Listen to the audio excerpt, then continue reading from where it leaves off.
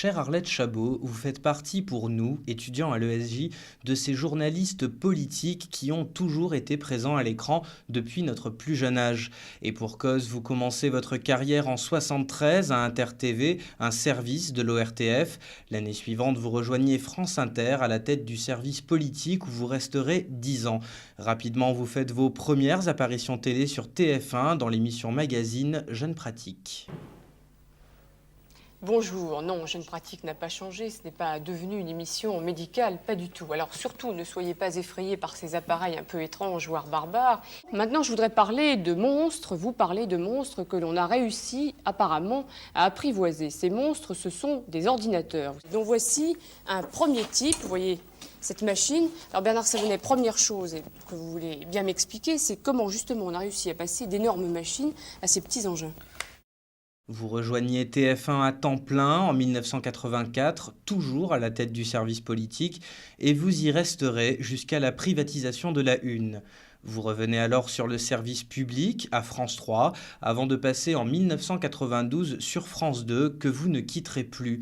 2 ans plus tard, vous voilà déjà directrice adjointe de l'information. Une grande responsabilité pour vous, Arlette Chabot.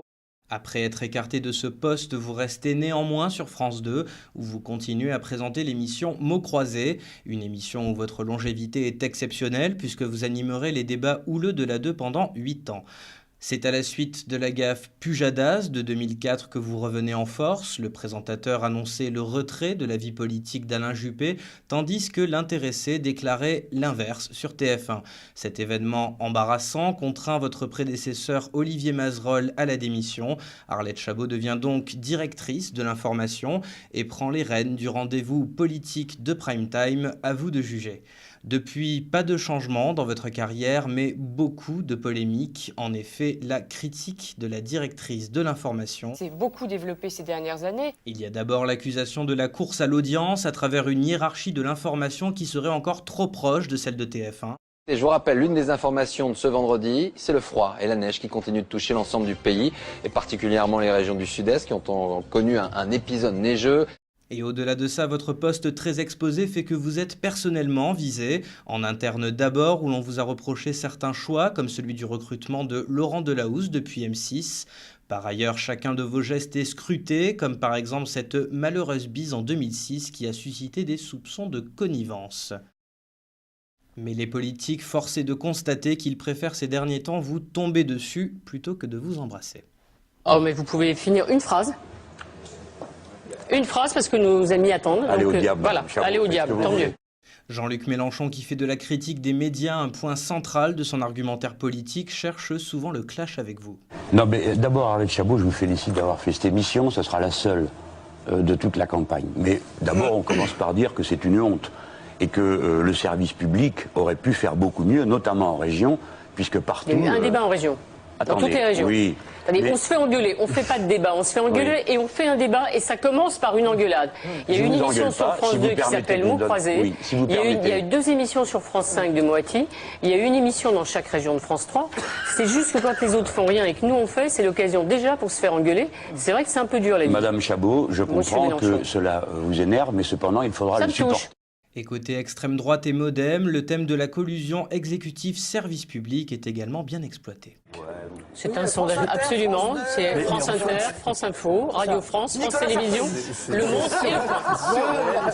Le Monde et Le Point. Je pense que c'est inacceptable. Je pense que c'est juste absolument inacceptable ce que vous dites. Excusez-moi de vous dire que d'insinuer que le sondage a été payé par Nicolas Sarkozy est absolument scandaleux. France Inter, France 2, Nicolas Sarkozy. Et je dis ce que je veux. Et si j'ai envie de mettre en cause la collusion entre le service public et le président de la République, je le fais. Et je continuerai à le faire. Et même M. Bayrou peut-être le fera avec moi. Nicolas Sarkozy qui justement vous avait engueulé après son interview de New York, vous reprochant le peu d'émissions politiques, selon lui, sur le service public. Mais si l'on ne devait retenir qu'une polémique, ce serait la polémique Vincent Peillon, qui vous a posé un lapin lors du débat sur l'identité nationale pour dénoncer une émission dont le conducteur aurait mis en valeur Éric Besson.